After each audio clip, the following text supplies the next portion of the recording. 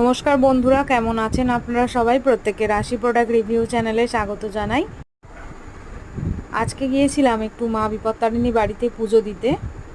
তো সেখানে গিয়ে আমি একটা ছোট্ট ভিডিও করেছি আপনাদের সাথে শেয়ার করার জন্য। এবং যারা জানেন না যে বিপত্তারিণী বাড়িতে কিভাবে যেতে হয়, তাদেরকে আমি অ্যাড্রেসটাও বলে দেবো।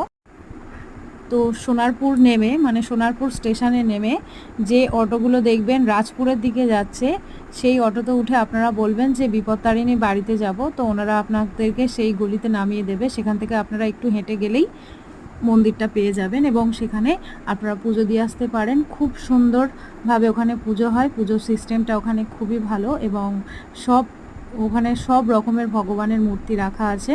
তো আমি তারই একটা ছোট ভিডিও নিয়েছিলাম। আজকে ভিডিও কেমন লাগলো অবশ্যই জানাবেন, আর এরকম ছোট ছোট ব্লগ যদি দেখতে চান সেটাও আমাকে কমেন্ট করবেন। তো আজকের জন্য এইটুকুই, টাটা।